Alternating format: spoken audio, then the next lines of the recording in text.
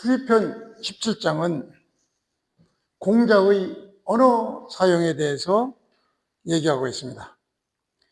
공자는 일상생활에서는 공자가 살았던 지방 사투리인 노, 이걸 썼을 가능성이 많죠. 그러나 고전, 즉 경전을 강론하거나 예를 집행할 때는 반드시 표준어, 아라고 그러는데 요 아를 썼습니다. 표준어를 썼습니다. 설명의 편상 그냥 표준어로 얘기를 하겠습니다. 즉 공자의 학문 태도는 시와 서와 집례 등을 예를 행할 때는 모두 주나라 예의 전통의 핵심이니까 그래서 공자는 이 세 가지 시와 서와 집례를 할 때, 예를 집행할 때는 바로 표준어를 썼던 것입니다. 즉 입도 마음도 바르게 맞추어서 가장 바른 말이라는 즉 표준말을 설명하고 있는 그런 장입니다. 그래서 문장은 아주 간단한데 이 설명이 아주 복잡해요. 문장은 그냥 공자는 표준말로서 시와 서와 집례, 예를 집행한다 했다. 표준말로 예를 집행했다. 그래서 이런 것들은 모두 아라고 한 말, 즉 바르고 정제된 말이다. 이런 얘기인데 소와 이건 바로 아라고 말하는 바, 불완전 명사죠. 소와 뭐뭐 하는 바.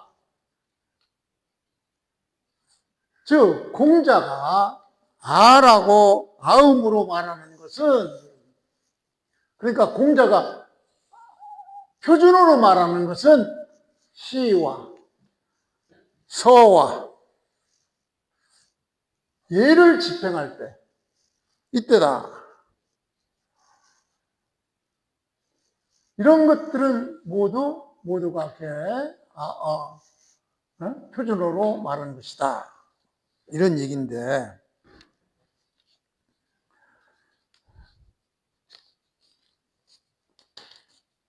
쉽게 해서 이 아어는 가장 바른 의미죠. 정음으로써 천하를 지배하는 천하를 지배하는 주나라의 조정에서 쓰는 가장 우아한 표현의 말이 바로 저 아어입니다. 중국에서처럼 영토가 엄청 넓죠. 중국은 시차가 거의 4시간에서 6시간 차이라고 하는데, 다시 가장 동쪽에서 가장 서쪽까지 시차가 6시간 나면 엄청난 거죠. 지금 우리나라는 일본과 서울과 같은 시간을 사용하죠. 우리나라 1시면 일본 동경도 1시. 그러나 중국은 가장 동쪽과 가장 서쪽 차이가 4시간에서 6시간 차이라니까 이쪽에서 밤 12시면 이쪽에서 밤 12시면 이쪽에서는 새벽 6시 이렇게 차이가 나죠. 그리고 민족은 56개 부족들이 살고 있습니다. 이렇게 방대하고 또 민족이 다양한 이런 국가에서 그러면은 말은 어떻게 통했을까? 누구든지 궁금해야 할 것입니다. 문제는 언어, 문자, 정치 체계가 서로 연결된 어떤 핵심적인 이런 주제가 바로 이 장이기 때문에 이 장은 글자는 몇 개 안 되지만 많은 설명이 필요한 장입니다. 자, 고대 중국은 실제로 말로서는 서로 통하지 않았다고 합니다. 춘추전국 시대만 해도 각 제후국이 사실상 독립국이었고 각 지역마다 서로 다른 사투리를 사용했을 뿐 아니라 서로 전혀 알아들을 수 없다고 합니다. 우리나라 같이 좁은 땅덩어리에서도 경상도 말, 전라도 말, 제주도 말 아주 심하게 하면 못 알아듣 죽는데 중국과 같이 시차가 5-6시간 나는 민족이 56개국인데 어떻게 말이 통일되겠습니까? 그러니까 전혀 알아들을 수가 없는 게 당연하죠. 이것은 사기에서도 나옵니다. 후대의 방언이라는 책에서도 나오는데 노나라, 제나라, 진나라, 초나라, 월나라 등 이런 나라들은 오늘날 한국어나 일본어만큼 차이가 있다고 합니다. 그러니까 노나라 말과 초나라 말 마치 한국말과 일본어처럼 그렇게 차이가 있다고 해요. 그런데도 놀랍게도 문자, 서면어 그래서 한자가 대단하고 위대한 것입니다. 서면 말로 하는 글로 하는 말 서면어 이것은 똑같았어요. 즉 중국 고대의 핵심은 바로 문어는 같고 그 글은 같고 한자는 똑같았죠. 말은 달랐다 이렇게 보면 돼요. 왜? 중국은 표문자가 아니죠. 표의 문자예요. 표의 뜻글자예요. 알파벳처럼 표음 문자가 아니라 표의 문자이기 때문에 사용했기 때문에 이렇게 말이 통하지 않아도 같은 민족으로서 한 국가로 통일을 해서 통치를 할 수 있었던 것입니다.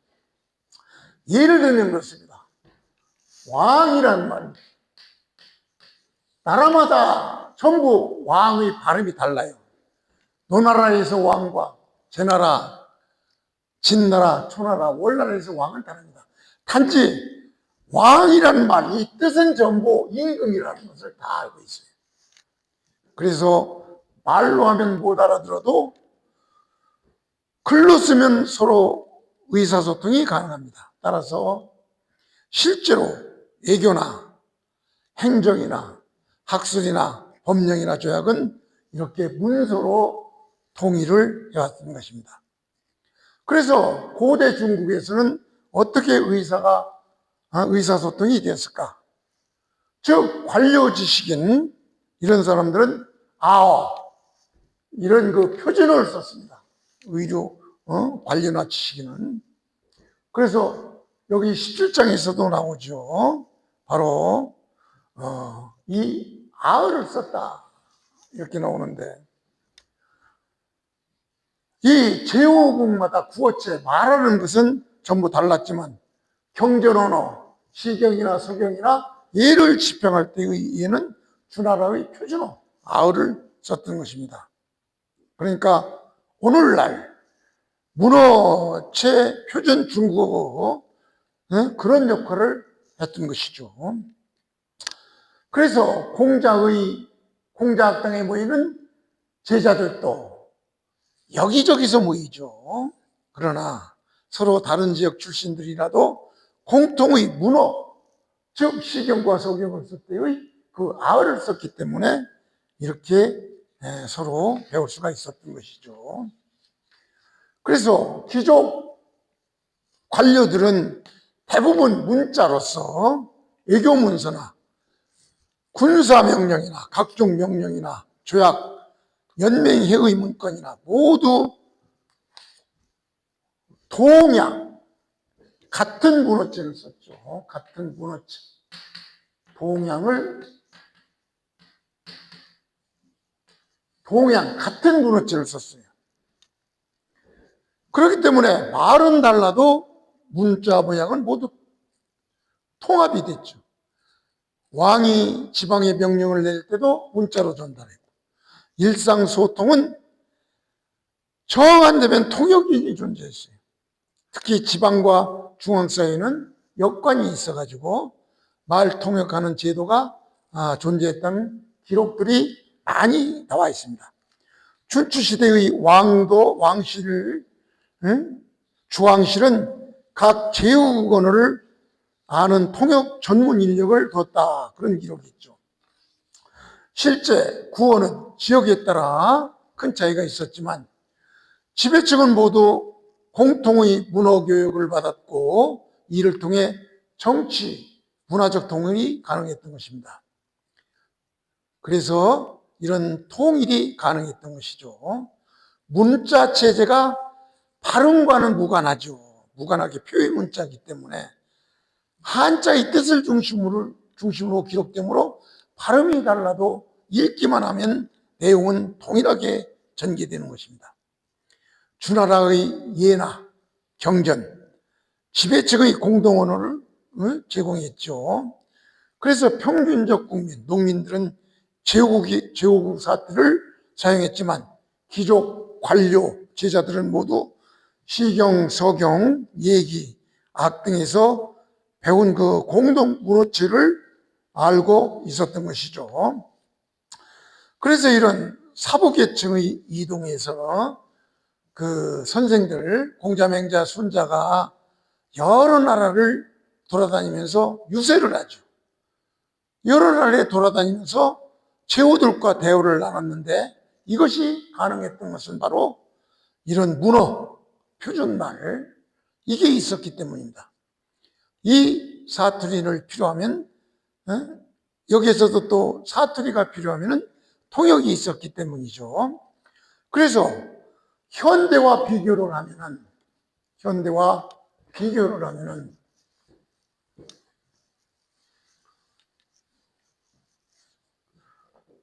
오늘날 중국에서도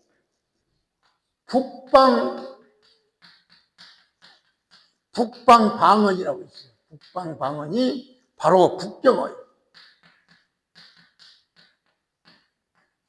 그 다음에 광동어, 그 다음에 상하이어, 그 다음에 복건어, 대충 이런 것들이 있기 때문에 서로 거의 통하지가 않습니다. 북경어와 광동어는 거의 통하지가 않아요. 그러니까 중국 공산당 회의를 할 때 보면은 그 회원들이 거의 통역용 이어폰을 착용하고 있는 것을 여러분들은 텔레비에서 볼 수 있을 것입니다. 이렇게 오늘날에도 북경 사람과 상하이 사람이 말이 이렇게 엄청 차이가 나기 때문에 서로 통하지가 않는데, 이렇게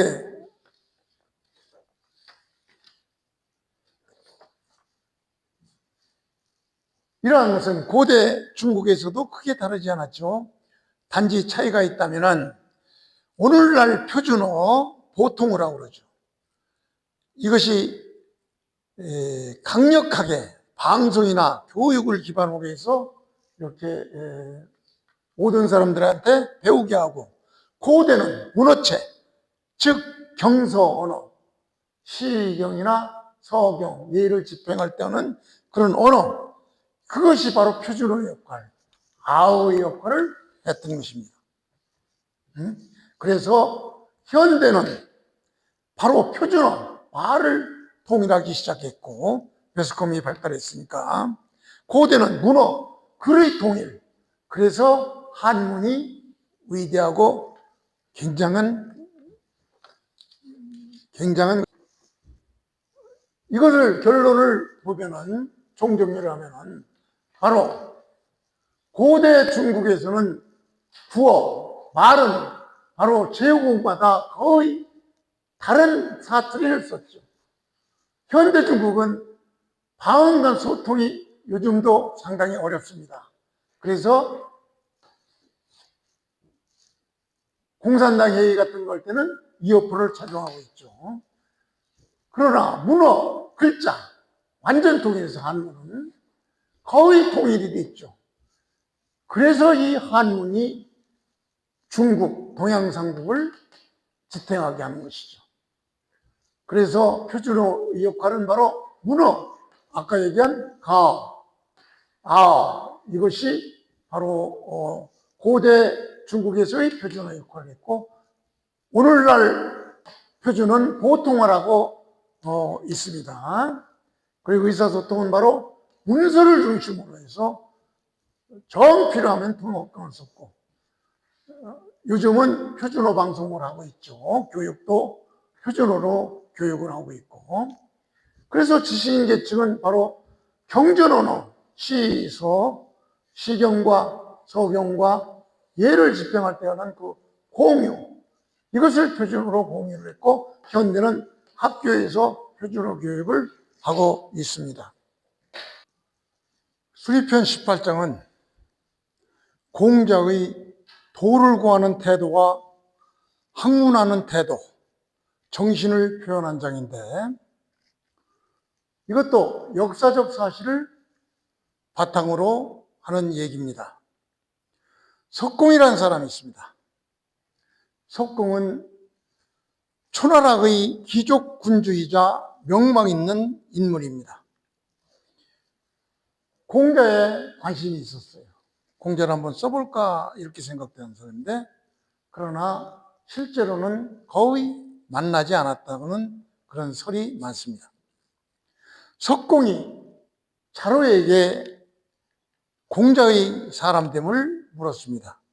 그러나 자로는 대답하지 않았죠. 이 얘기를 듣고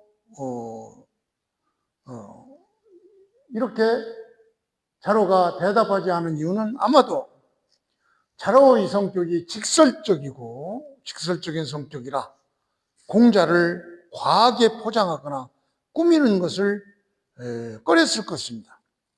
석공이 정치적으로 강력한 인물이어서 스승을 추천하는 행위가 부담되었을 수도 있습니다.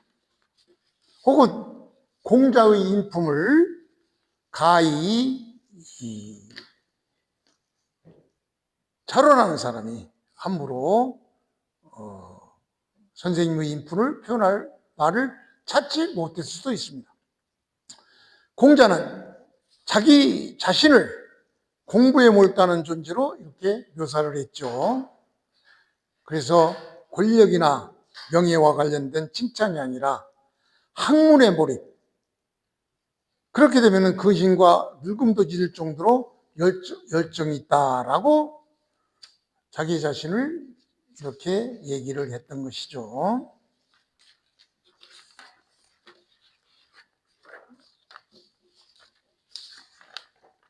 자, 본문을 보겠습니다.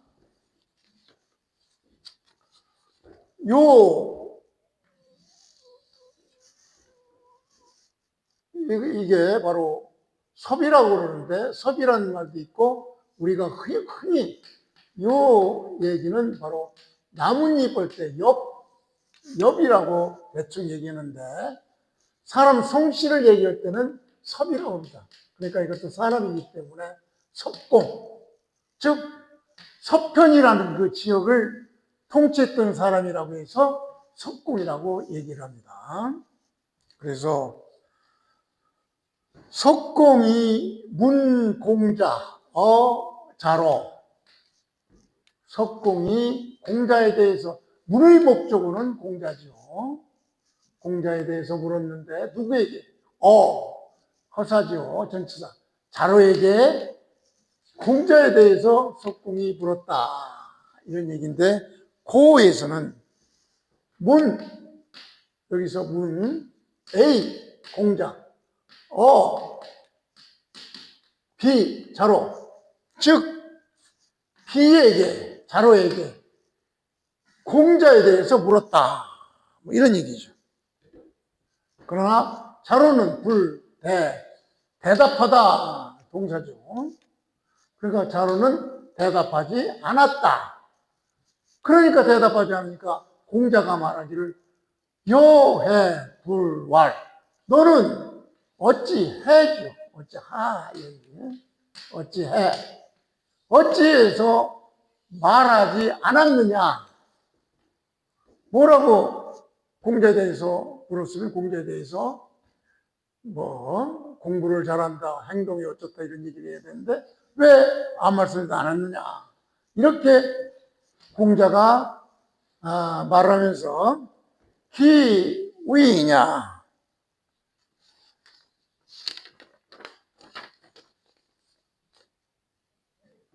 여기서 기는 공자죠. 위 사람 되니, 공자의 사람 되니 이렇게 얘기하네. 그 사람됨은 공자의 사람됨은 그 이유죠. 이제 그 이유는 발분 망식하고 야기망우하고 세 가지죠. 부지노지 장지 운이 발분 망식한다. 이게 뭐예요? 발분한다.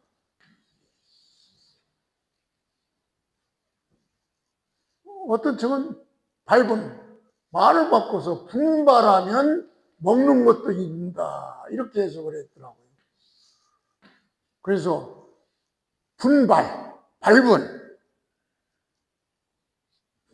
분발하여 힘쓰다. 이런 얘기예요. 발분은 분발하여 힘쓰다. 그럼 분발은 뭐냐? 국어사전에는 이렇게 나왔더라고요. 국어사전은 마음과 몸을 다하여서 떨쳐부임, 떨쳐 일어남, 마음과 몸을 다해서 떨쳐 일어남, 이걸 분발을 봤어요. 그러니까 학문에 마음과 몸을 분발해 떨치면 먹는 것도 있고, 망식, 술, 목이죠. 먹는 것도 있고, 낙이, 즐거움은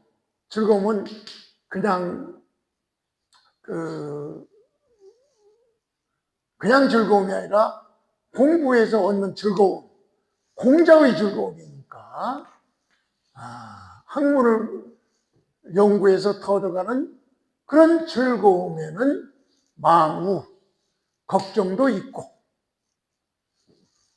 굳이 알지 못한다. 뭘 알지 못한다. 늙어감을. 장지, 장은 미래를 나타내는 의인형사, 조동사죠. 그러니까 가까워오는, 늙음이 가까워오는, 그것을 알지 못한다. 운이는 그냥 이다. 일뿐이다. 일뿐이라고 말한다. 즉 이렇게 공자는 자신이 학구적 태도를 겸손하지만 정확하게 이렇게 말하기를 바랬죠. 이렇게 말하기를 바랬는데 자로는 대답하지 않았다. 이런 얘기니까 이거를 기초로 해서 원문을 해석해 보죠. 엽은 그냥 나뭇잎 때 엽인데 이때는 사람 이름이니까 성엽을 써볼 때 그래서 석공 이렇게 읽어야 된다. 석공은 아까 얘기했죠. 자로에게, 허사니까 자로에게 공자에 대해서 물었다. 석공이 물었는데 자로는 대답하지 않았다. 그래서 대답하지 않은 것을 보고 공자가 말하기를 너는 어찌해서 대답하지 않느냐. 공자의 사람됨이 이렇다. 발분망식하고, 즉 아주 열심히 힘쓰다가 이렇게 발분하고 열심히 공부하다 보면은 음식 먹는 것도 있고, 또 배우는 것을 즐기면은 그 근심도 있고, 그래서 늙어가는 것도 미래에 늙어감이 가까워오는데 늙음이 다가오는 것도 알지 못한다. 못하니라. 이렇게 말하지 않았느냐. 공자가 자기의 사실 자로가 아무 대답도 안 한 것은 아마도 스승을 추천하는 일, 공자를 추천하는 행위가 부담됐을 수도 있죠. 혹은 공자의 인품을 표현할 말을 찾지 못할 수도 있고, 그래서 공자는 자기 자신을 이렇게 밝은 방식, 야기 마음으로 이렇게 공부해 볼다는 존재다라고 묘사를 한 것입니다. 즉 권력이나 명예와 관련된 칭찬이 아니라 학문에 몰입, 근심도 늙음도 있고 그렇게 잊을 정도의 열정을 가지고 공부하고 있다, 이런 얘기를 한 것입니다.